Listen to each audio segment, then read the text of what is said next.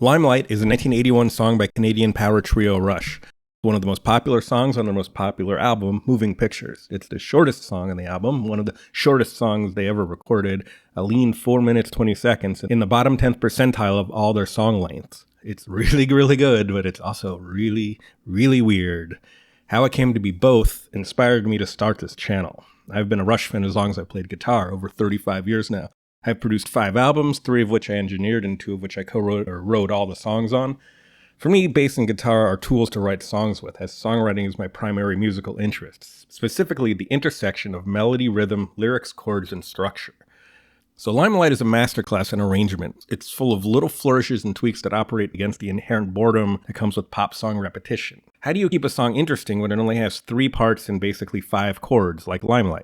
It's astonishing how odd the material is, considering the song was a huge hit. I mean, huge. It's the second single on their best-selling record. It went to number 4 in the US Billboard Top Tracks, 55 in the Hot 100, and the band played it basically their entire career.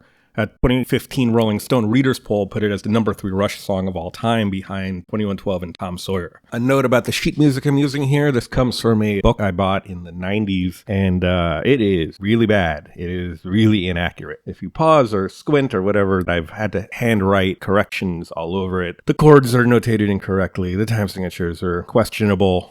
It's pretty much universally true that none of the transcriptions online get this quite right. The only thing you should trust is Alex himself. That's why I've gone to the source. Hi, I'm Alex Lifeson of Rush. I'm using the sheet music here entirely for structural reasons, just to give the lay of the land. By the way, please don't mind my dogs making noise in the background. They're good boys, and they're also big Rush heads. And just a heads up before we dive in, I won't be explaining music theory. Plenty of channels do that. We'll be focusing on the songwriting, arrangement, and structure. We're just going to assume you know the terms power chord, sus4, arpeggio, time signature, staccato, legato, 1-4-5, etc. We're not analyzing harmony here either. We're looking at the decisions songwriters have to make when trying to sculpt challenging musical material into something catchy and accessible. Keyword is choices. Musical forensics. This will have 3 chapters, looking at the quirks of the final arrangement, then how they ended up with this mini masterpiece we all know and love. And finally, what if scenarios and roads not taken. I'll be throwing shoutouts to my favorite YouTube music analysts throughout, starting right now with 12 Tone, because we're about to take this thing apart. The intro begins with a walk-up. Single note, guitar, low E to middle E, skipping the 5th, and then a B5 to an A5. The walk-up is kind of a pentatonic, but it skips the B, only to fall back into it with the first chord. Basically, Lifeson has made a hole, and then he fills the hole with a big fat power chord of the missing note. It's very cool. The A5 and B5 sketch out the rhythmic accents of the riff to come, notably the stress on the and of 4. It's essentially a deconstructed version of the main riff. Notice that the drums come in sort of between the notes of the riff. Boom. Kind of like an intentional oopsie. In the bar before the riff, the drums play this wildly staccato pattern as if they're trying to keep up with it or something. It's a very fun, almost tongue-in-cheek. The last big hit they had was Spirit of Radio, which has this incredibly tight, simultaneous playing. Now they're intentionally playing off beats with each other, playing the gaps in each other's parts, the drums and the guitar here. It's like an engine turning over until it catches, and then suddenly we're off to the races. So once that full band comes in, the call and response, interestingly, reverses itself, implying it's now chords, then notes. It flops the expectation, so it adds a little bit of interest without changing anything. The intro starts before the first bar and sets up this reversal. And the riff notes are different now. Everything's been adjusted slightly. The 6-string E5 chord is added, hitting the same spot in the rhythm where the A5 used to be, except the E is ringing and not staccato. The implied 5-4-1 of the intro is now made explicit. Lifeson also holds a B note through every chord. So then it's the B, A, and see, I keep this B string ringing on the G throughout the whole thing. The B note is already in the B5 and E5, but it turns the A5 into an A sus2 inversion. This chord-shaped stacked fifths is a favorite of Andy Summers of The Police. Under this, Geddy is arpeggiating the chords, following the same rhythmic accent pattern, but he doesn't add a B to the A, he plays an A, creating this fleeting whole-step rub with the guitar. Don't worry, they're saving the really spicy rub for later. The walk-up also morphs, both the high and low E's are missing now, In fact, all of the E's are missing. It starts on F sharp and it ends on A. It's basically sketching an F sharp minor arpeggio. So it's a different tonality, probably because there's that 6-string E5. You don't really want to follow an E5 with some more E riffs. It would be a little too samey. But everyone does the walk-up in unison. So there's this nice separation as the bass arpeggiates, the guitar does chords, and they play the walk-up. Big call and response feel. It's really the hook of the song. Big 7/4 radio-friendly hook. If you ever looked at the sheet music, you'll notice Limelight is notated in B major most of the time. I've been saying 5/4/1, not 1 flat 7/4. The more I looked at it, the intro and riff just feel like E to me, not B. B is absolutely true of the verses and chorus. But the A here doesn't fit B major. B major has an A sharp. You could say it's E mixolydian, but that's still a change. The point is there's a harmonic difference in vibe between the riff and the stanzas and the choruses. The riff works as a nice sorbet-like effect, so your ear is just not stuck in that B major mode for so long. It's a subtle thing. It's done a lot of blues-based rock, which often have one toe in an adjacent key. Adam Neely has a whole video on what key is Sweet Home Alabama in. So that's just one example. We're not going to be super mathy on this channel, but a note about time signatures here. 7/4 is compound time, being the sum of two basic meters, 4/4 and 3/4. It's basically the longest single time signature unit you're likely to see in sort of any kind of mainstream song. Longer patterns like 9/4 are really better divided on the page into like 5 and 4 or whatever. 7/4 is common enough to be its own thing, thus easier to like sort of sight read. And being an odd number, though, it challenges drummers to find a smooth way to play a backbeat through it. You can put a kick on 7, giving you 2 kicks in a row, or a snare on 7, giving 2 snares in a row. Or you can get real tricky and put the snare on 1 and 2, mildly displacing the double up. So what does Neil Peart do here? He does every single one of these. Every rep of this riff, 4 reps, he plays a different way of getting from the 7 to the 1, including the deviously brilliant trick of playing the snare on 6, 7, 1, and 2, 4 snares in a row, implying like a 4/4 passage in the middle of the 2 7s, even though no other instruments are doing any such thing. It makes me giddy. It's so fun. So the verses are interesting on several levels. The first is that they're divided into 5 sets of 6-beat phrases, the last line being truncated. First line is 2 bars of 3/4 waltz time, followed by 2 bars of 4 + 2 straight time. So the change from 3s to 4s, or shall we say triplet to duplet meter, is marked by 2 staccato beats on the 1 and 2. It's kind of a rhythmic motif that exactly matches the melody. It's so satisfying.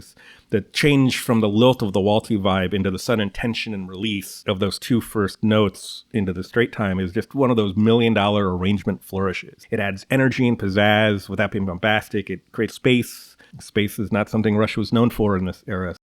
In fact, throughout the stanzas, the band sits out quite a bit relative to what Rush usually does. Big progress that they're letting the melody stand first and foremost. It's just great dynamics.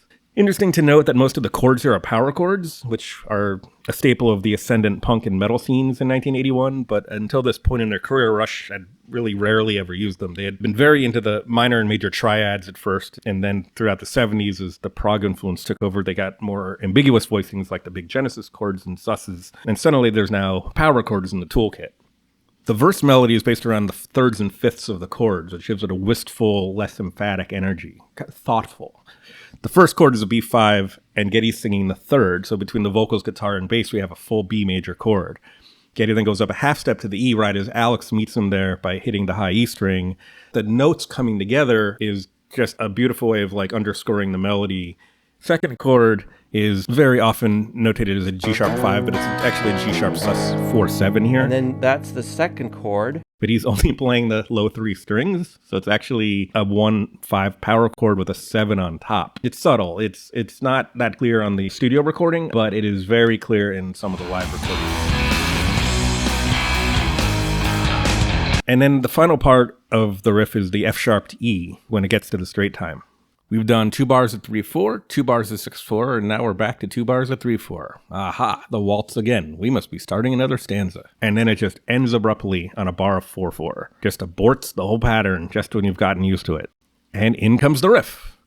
And interestingly here, the riff doesn't begin on 1. It begins on the end of 4, the exact moment of the final line of lyric of the stanza. This is clearly done to emphasize the lyrics again. So we have a variation on the riff, variation number 2. Lifeson is now doubling the bass He's arpeggiating. And then the second bar of the riff, it comes in on 1, but he's still arpeggiating. So that's actually a third variation.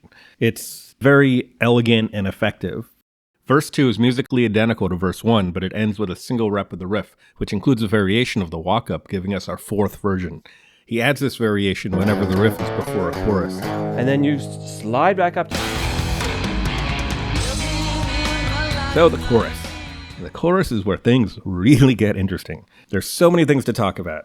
The first is the arpeggios. The chord here is a G sharp sus4 7.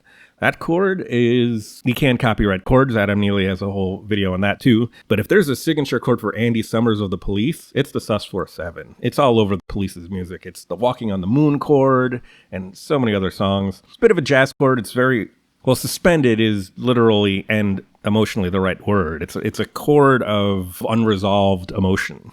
What Leifson does here is he arpeggiates it and then adds the third, making it clear this is a minor chord because you can't really tell the sus. And then you slide back up to that second chord, but instead of playing it barred, now you lift off the bar and just hold it down on those first bottom 3 strings, and then you play an arpeggio open. So it's... And as he goes through the chords, the 3 chords here, you'll see that open B string is just ringing throughout, no matter what he's playing under it. With the strings ringing out. That's something Leifson loves to do. It's pedal tone, I guess you could call it. It's almost an ostinato. Funny, too, that it's the same single note that he was playing in the riff.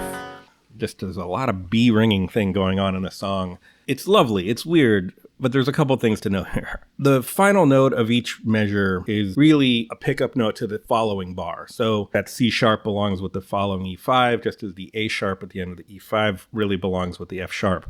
It's sort of anticipating the next chord, and so the phrasing crosses the bar line. That gives us a rolling forward kind of motion.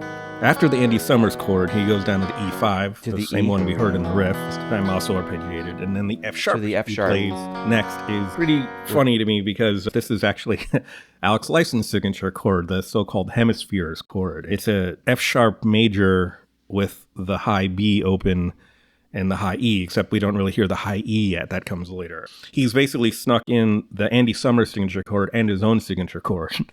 Sort of legendary in songwriting circles.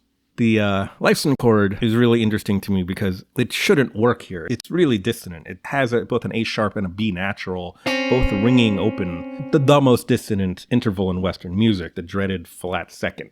They're both in the scale, funnily enough. In this case, the third and fourth of the chord being played simultaneously. But it's amazing that this rub doesn't derail the whole thing. It's just a grinding kind of sound, but something about the arpeggios disguise it. It just slips right through, and it adds a little bit of uneasiness to it. Sonic color, really. It's a lovely thing. Leifson is nothing if not super creative.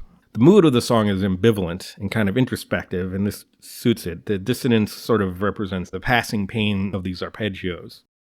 The second half of the chorus, the 4/4 section, it's the joy of performing, the arts for art's sake ethos. The other thing to note here is that this is a 3-chord pattern with 1 chord per bar. So it's the same 3 chords over and over again, but it's not a 3-chord melody, basically a 2-chord melody. Every line is 2 chords. You can see how it lays out there. But then you also look at the bar count and you're like, wait a minute. There's 7 bars of 3/4 here across 3 lines. There's this extra bar at the end for a 21 beat pattern, which doesn't make any sense and doesn't really line up with 4s or 6s or even 2s. You'd think the 4/4 would come in at the first of the pattern, but it comes in on the second of the pattern, which is the E5. It's not like it starts over again. The loop, the 3-chord loop, continues across this new time signature change. Not just a time signature change, it's like a whole new energy change. Ambivalent and introspective into this like celebration thing. But the loop never stops. It's almost like a macro level simultaneous time signature experiment of some kind. It's fascinating. You can stand back and look at it. If you prioritize the lyrics, it looks like this. But if you look at the harmonic rhythm, it looks like this. How weird is a 3-bar loop? I've never seen one ever in any piece of music in any genre. And then to put a 2-bar melodic pattern on top of it so that every line of lyric begins on a different chord, it's just a truly unhinged musical structure. Leifson is now strumming all 3 chords, letting the E string ring free over the E and F sharp and barring the G sharp chord, which removes the minor third in favor of the sus4.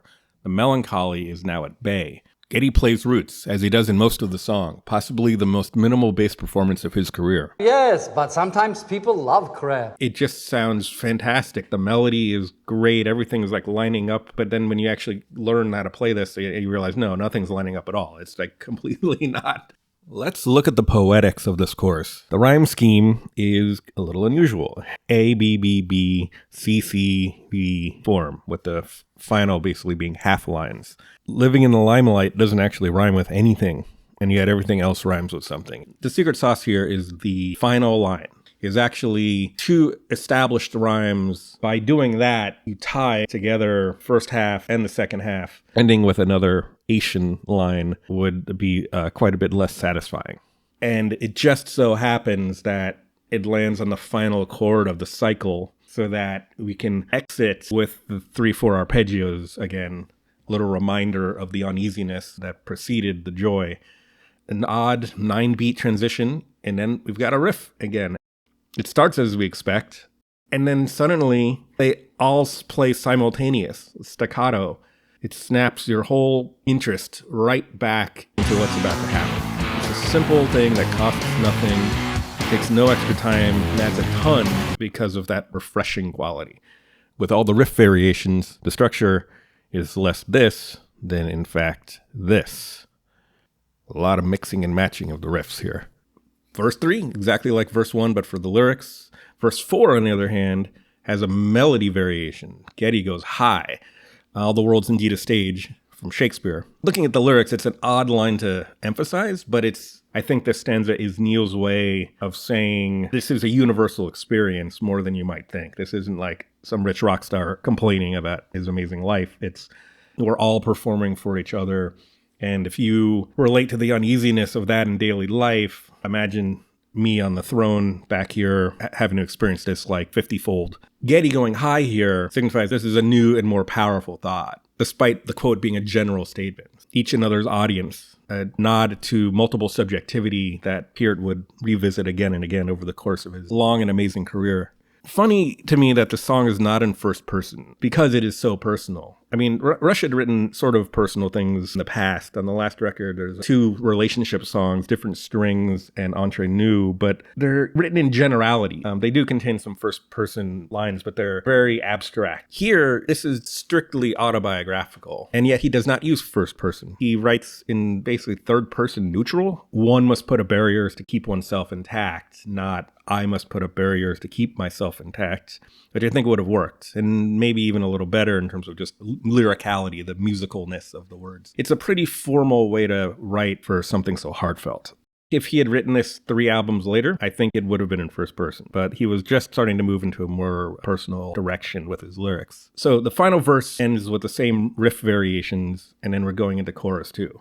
Chorus 2 is exactly the same as the first chorus, but it does not end with 3 arpeggios. It ends with what Rush called a flying brick, inner band shorthand for the whole band pounding eighth notes for a transition. You can hear flying bricks when the guitar goes electric at the beginning of The Tree and in The Spirit of Radio between sections. Here they do a flying brick into a complete stop, a brick wall, so to speak, and then Lifeson takes it away into his solo. His big showcase, his favorite, and it's a now for something completely different moment. But when you look at the bass is playing the roots of the chorus, adding a 4th bar of G sharp. So now instead of a 3-bar rep, it's a 4-bar rep, G sharp to E to F sharp to G sharp. The drums and bass have slowed down, implying sort of a 12/8 feel. And Neil and Geddy are treating the waltz time as 12/8 as Lifeson solos, and they gradually speed up. Peart pushes the groove into 3/4 and starts unleashing all these drum fills, and then the wildest thing happens. It's my favorite part of the song. Peart starts playing in 4/4, and Geddy starts to play something really familiar. Geddy stops playing in sets of 4, and he reverts back to playing in sets of 3, because he's now playing the bass part of the first half of the chorus. If you're looping 3 bars, that's 9-beat reps. It's not divisible by 2. Peart has to start playing backwards to the beat. So what he does is he plays 4/4 for 3 bars, because 4 across 3 is the same as 3 across 4, and then starts playing a bar early in 4/4 right before Geddy starts looping the 3. So what he's doing is he's anticipating coming in on the 1 of the chorus, but he's doing it like a lot of bars early. Lifeson finishes the solo, hits that high sustained note, he starts arpeggiating. You think, okay, we're going into the 3/4 of the chorus again. But Peart never stops. Peart drives the whole thing straight through the waltz part of the chorus in 4/4 because it's a 21 beat section. He then has to do a bar-long fill in that mysterious 7th bar so that they can all end properly into the 4/4 section. It's super, super exciting and clever. You know, he has a big choice to make. There's an odd number of beats before the chorus hits and an odd number of beats in the chorus. He could have played straight through and put the snare on the 1 of the first bar of the chorus. It's a little too weird. More thoughts on that later. I also think it's interesting that the double chorus, which ends this classic structure, it's kind of there but not there. Because the solo is chorus. It's all the same chords, and it's basically the same harmonic rhythm, but it doesn't feel like a chorus until the chorus comes in. At the point of the chorus coming in, we've been hearing basically the same 3 chords for 2 minutes or something crazy. Finally, you can see how much real estate this chorus really takes up. It's enormous. We are looping G sharp, E, and F sharp for the entire second half of the song without break. It's great. It's wild. By the way, you never hear the riff again. Riff is in the rear view. So we're just cycling through the chords. It's never boring. They're constant rhythmic and energy changes. They do the chorus one last time. Geddy repeats the final line, and then they're rocking out again across all the same chords. Guitar does some embellishments. He's playing the F sharp and the E as major triads now. He's playing them high on the neck. Basically, the first uncomplicated major triads of the entire song. It's the first chord that's not a suspension or a power chord or some kind of stacked jazz chord. They only show up in the final, 10 seconds of the song. It's just a great ride out. It's awesome. As the song ends on the big G sharp sus4/7, Geddy plays something really interesting. It's basically free time instead of a standard arpeggio or something. Well, the first 3 notes are stacked fifths with classic Andy Summers, and he starts fooling around in that F sharp space. He pulls the chord back to the preceding chord, and there's melancholy. It's a nod to the cyclical nature of this emotion. He's never going to completely resolve it. It's always going to be there, as fun as the fun can be. Well, we all know Neil Peart literally ran off the stage down the tunnel and out at the end of every show. So it's a very cool musical gesture, very similar, in fact, to the 9-beat arpeggio figure that ends the first chorus. Yes, this was fun, but now the unfun stuff will begin again. And Geddy does it in 6 notes, and they're out of there, baby.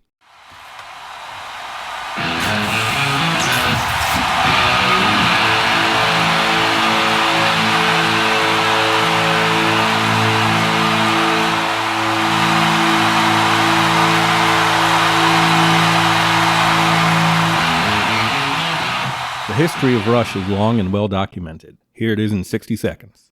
Rush was formed in the late 60s by high schoolers in Toronto, mostly the children of Jewish immigrants. Raised on the British invasion, they were teenagers in the 1968 prog and metal explosion, most notably Led Zeppelin and Yes. Through the early 70s, they absorbed Pink Floyd, King Crimson, Jethro Tull, Genesis, basically English hard blues rock sent to college. After touring relentlessly for a decade, by 1980 the band was deep in a tour groove by the time they started writing their 8th album in 7 years. By 1980, the class of 77, as I call them, was dominant. All those punk and new wave bands that debuted in 1977, including The Clash, Talking Heads, The Police, Elvis Costello, XTC, Tom Petty, The Pretenders, Television, Blondie, Motorhead, The Damned, Cheap Trick, and the solo debuts of Steve Winwood, Iggy Pop, and Peter Gabriel. Rush was inspired, and the challenge turned from going longer to going shorter. Especially in the early era, the 70s, Led Zeppelin was by far the biggest influence. John Bonham, Peart's favorite drummer, Jimmy Page, Lifeson's favorite guitarist, and John Paul Jones, a Geddy top 3 after Jack Bruce and Chris Squire. According to legend, when DJ Donna Helper dropped the needle on Working Man in 1974 on their first record, the phone lines lit up with people going, "Awesome, when's the new Zeppelin record dropping?" The model here, I think, is No Quarter from Houses of the Holy. The riff in No Quarter is 2 power chords a whole step apart, going back and forth for a bar, followed by a bar of a single-note pentatonic riff. Limelight's riff intro is basically No Quarter reversed. It's 2 chords a whole step apart. Instead of going low to high, it goes high to low. The ideas come from the blues. It's a call and response fundamentally. It's easy to imagine, say, AC/DC doing this riff with Malcolm doing the chords and Angus the notes, bouncing it back and forth. But Lifeson has to play the role of 2 guitar players on a regular basis. To understand how Limelight was written, it helps to understand that Rush didn't have a songwriter. All three contributed equally, even above their credited dual roles. According to Getty's book, they formally decided to legally share songwriting credit around 1976, extending even to each other's parts. Alex wrote the drums for their demos, Getty edited and rewrote lyrics, and Neil added melody and arrangement ideas. By all indications, Getty was the ultimate arranger of all the musical ideas, even above the producer. There's a misconception that Peart's lyrics were handed down from on high and magically fit into the music. Rather, Peart proposed, Getty disposed, acting like an editor for a novelist or a showrunner to a writer's room. He got pretty good at it, I think. He was not bad. He did know a lot of words. A lot of words, of course, you eliminated from the songs At in times. the early process. Yes. Him and I developed a pretty good relationship with lyrics. Yeah, for sure. I had to express his thoughts, and I had to make them my own. And could sometimes be very, very deep, like very wordy. I mean, we had to talk about You would filter lyrics to a song instead of from a book or something. But as we grew, the three of us as writing partnerships, I thought he, right from the get-go, was pretty objective and ego-free when we had something to say about a lyric that he'd written. And he became very open to any suggestions I would have to move, one part of the song here or whatnot to change the lyrics, and he was happy to go back and work it. Yeah. And that was really a beautiful thing. It's interesting to wonder how much of the song's lyrics were thrown away by Getty, because they were certainly pared down. If you sort of look at the text as English sentences, there's lots of missing words. The song was written in summer of 1980 before their one-month warm-up tour. The pre-tour arrangement had a much longer intro, a wildly different solo, and they were still working out all the variations on the riff. Rush wrote on the road, in vans and buses, sound checks, and dressing rooms. Alex spontaneously generates material by the metric fuck tongue and leaves it up to Getty to choose the bits. We work well together in writing. You corral me. Yeah, well, this gentleman is a spontaneous genius. I mean, you really are. I don't know how many times... we sit down to jam, and he plays something, and I'm like, what the fuck is that? Wait, stop. That was amazing. And he'll go, what? Yeah, I don't know. I go, no, that thing you just played. What thing? I know. So many times like that. Yeah, that's who you are. You're just innately creative, and it comes out in wonderful bursts. And I've been fortunate enough to sit beside you with a tape recorder all these years and to grab those bursts. And then my job is to try to add my 2 cents and harness it, and then off we go. And Getty also plays matchmaker to everyone's musical ideas and Neil's voluminous lyrics. Songs take the form of the process behind them. Songs written with the lyrics first have unique characteristics, as do songs where the music came first. Parts written by jamming in a group have different traits than those composed alone by a single writer.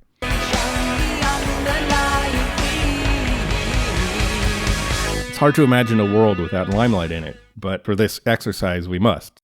You're Geddy Lee. You're sitting in a room one day in 1980, and in comes a sheet of paper from Neil. Maybe he shows you a page in a notebook, and you're looking at living on a lighted stage approaches the unreal, and you're going, It's got a natural kind of sing-songy triplet feel cadence to it. And Geddy probably just had an acoustic guitar in his hand and was just doing a 1-6-5-4, and it was kind of fit right in. So my hunch is that the melody came first off the lyric sheet, and then Geddy wrote the whole stanza around keeping that melody out front and pulling everything back. It's a folk melody, and the music under it is strictly accompaniment that doesn't really stand up on its own.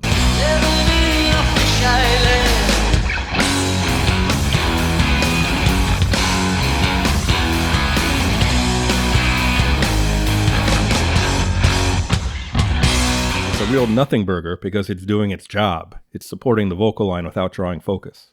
Not to mention this fascinating piece from the pre-show warm-up montage and beyond the lighted stage. Living on a lighted stage approaches the unreal. For those who think and feel in touch with some reality beyond the gilded cage. Cast in this unlikely role, ill-equipped to act with insufficient tact, one must put up a oneself intact.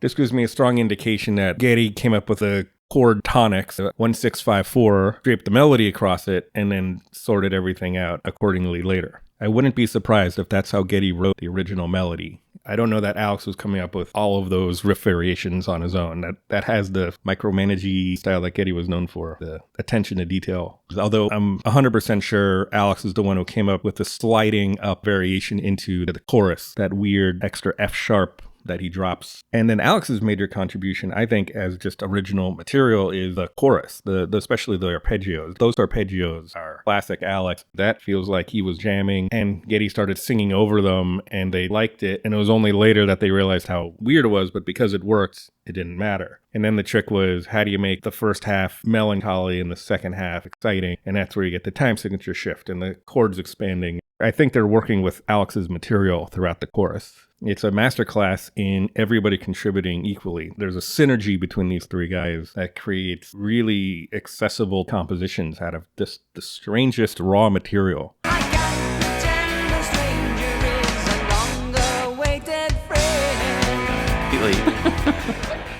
This is why we've always worked so well together, because you are that guy who's very methodical.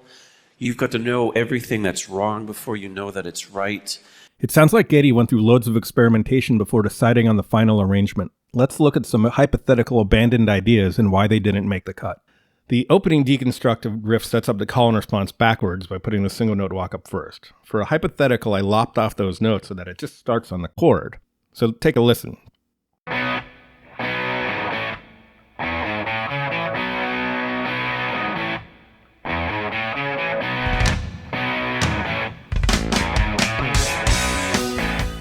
It sounds pretty good, almost sounds normal, but it diminishes the impact of the full band coming in. It removes that moment of surprise because there's no reversal of the reply to the call. And you may have noticed that the first chord alternates between staccato and legato. I didn't need to make my own staccato variation because Rush played it that way on their Moving Pictures warm-up tour as they were testing the new material out. They wrote a lot of the songs of this era during their sound checks.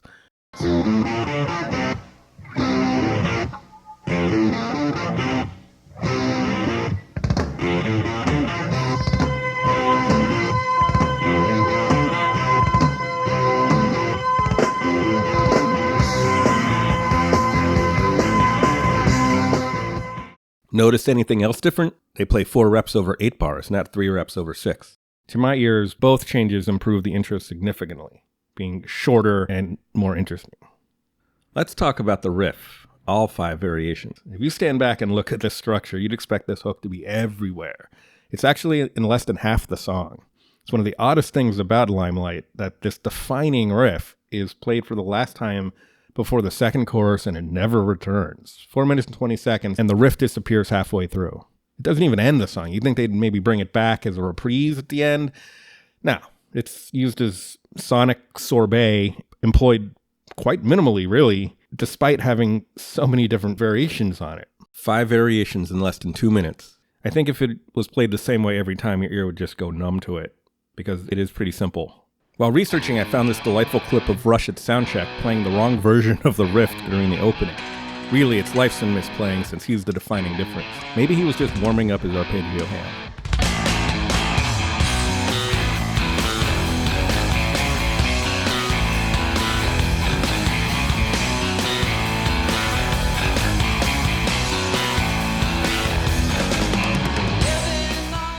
Since the riff starts on the same B5 as the verses do, not to mention the verses melody ending on a B note, it's fair to question, do we really need the riffs at all? What if the song didn't actually have the riff? Well, it turns out you can go through the song and edit out almost all of the riffs, and it flows, sort of. Riffs 2 and 4 turn out to be the irreplaceable ones. I was able to remove all instances of 1, 3, and 5. It's a wild ride, actually.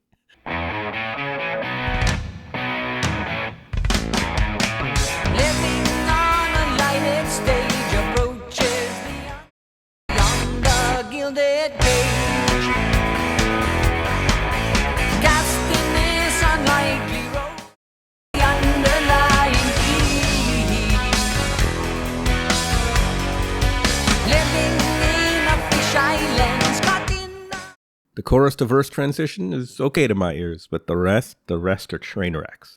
This exercise really underscored how important the riff is to the song. It's doing yeoman's work in terms of keeping the verses and choruses together. The brilliance is making it the most catchy part, so nobody notices the heavy lifty it's doing to keep the song coherent. Let's look at riff number 2. All it is just a little eighth note displacement. So what if they didn't use that displacement? What if they decided to just let that last syllable hang and just play it standard? 2 reps of riff 3 instead.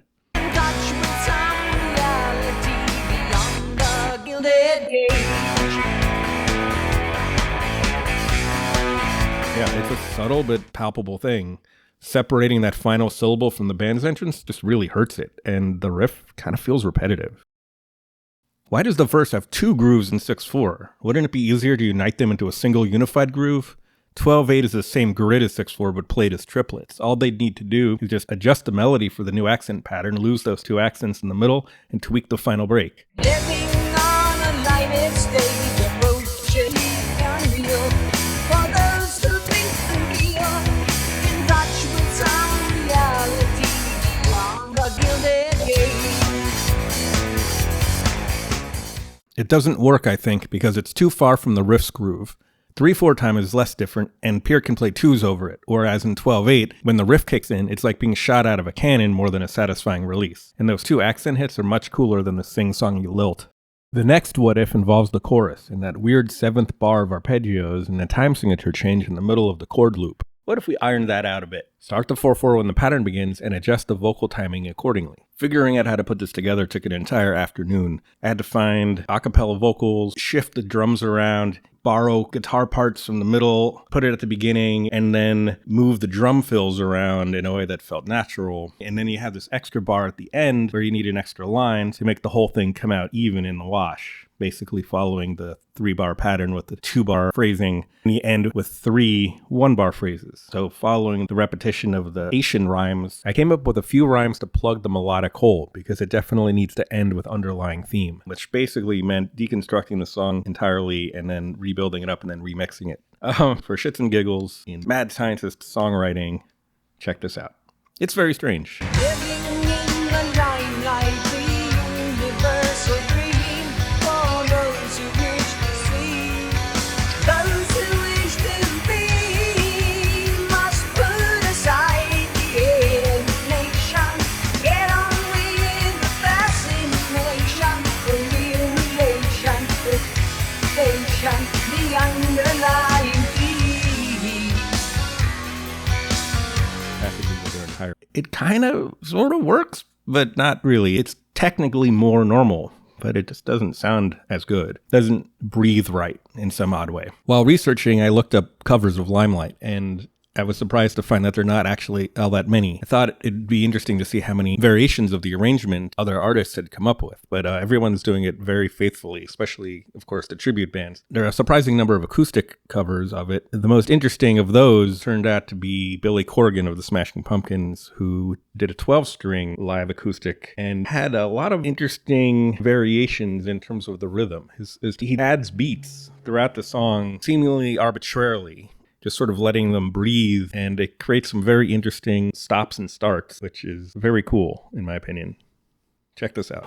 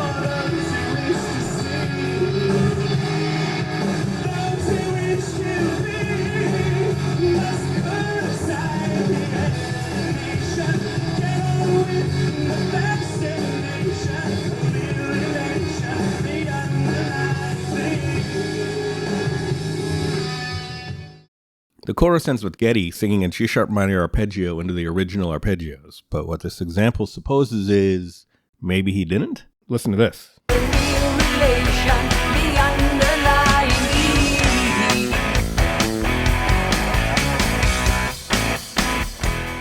It's harmonically constant and kind of neat in its own way. I think it'd be fine, but it doesn't give you closure. It doesn't give you that introspective feeling that the arpeggios do. And that's important to the theme of the song, that if you had ended with the riff, it's just too triumphant. It would basically feel like, okay, problem solved. By bringing that back, it's saying, no, this is a recurring problem that's not going to go away.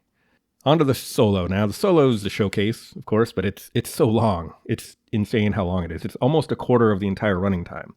And it's harmonically static. It's an interesting question. What if Rush had gotten cold feet and not trusted their instincts? Or maybe Terry Brown, their producer, said, why do we need a solo in this? This is Neil's statement, and Lifeson sat out. Imagine, if you will, a Limelight with no solo. It's a little brain-breaking to think about it because it's Lifeson's signature solo, but it's really easy to edit it out. This was the first edit I did, and it took me about 30 seconds.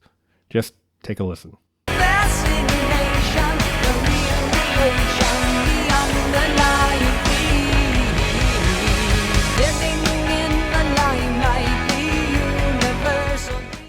Well, I guess it works. It's kind of cool. The flying brick instead of arpeggios is a great transition for a double chorus. Makes the structure a little more classical. Shortens the song by a huge amount. That was really one of the biggest shocks of this research, is discovering a 4-minute and 20-second song is only 3 minutes and 30 seconds without the solo. It speaks to, I think, how dense and efficient they made all the other parts of the song. It's only 4 stanzas, and it doesn't overstay its welcome. The flaw with cutting the solo is that while it's kind of cool in that classical structural sense of a double chorus to end the song, it just doesn't support the theme of the lyrics, and it has no mood at all. It's just pro forma. It works musically, but not deeper, and it makes no statement.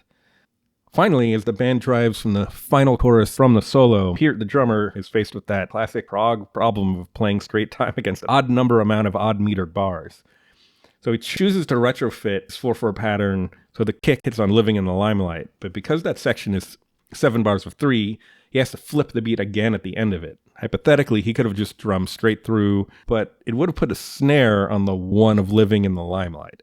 It would save him an adjustment later, coming out even in the wash, but it would work against the beat. It would draw attention to itself. When Living in the Limelight comes in there, it's cool because it feels so natural. It would violate the naturalness and the surprise of that great moment. I think it'd be too flashy. I think it's too proggy. I think it distracts from the melody.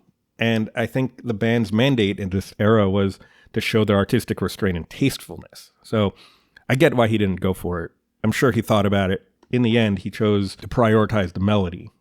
So you may have noticed a pattern by now. The consistent thing behind the choices has been to amplify the lyrics and the feeling behind them. When Rush had a choice between two equally cool options, they always took the one which suited the emotions and the mood and the lyrical themes the best. Solo is probably the best example of this, being almost indefensible on paper considering the amount of time and space it takes, and yet being one of the best musical passages of their entire career. I should point out that this is pure speculation on my part. I've been unable to find any explicit documentation, interview, etc., where they go into this level of detail about the origin of the song and the song parts and the arrangement. So this is just a theory that I've done my best to vet with the data we have. Form follows function in songwriting, and it's really interesting to me to reverse engineer compositions like Limelight where they don't really feel that weird at first, and it's when you start digging in that they just get weirder all the way down. Hopefully this was interesting. This is my first video, and it took about 4 months to make, and that's way too long, and I need to figure out a faster process. Please let me know what you think. There's some other songs that I've always wanted to delve into. Class of 77 has a lot of my favorite bands in it. XTC, Talking Heads, Peter Gabriel. They all have like incredible, weird compositions that might make fun video essays. So let me know. Thanks for hanging out.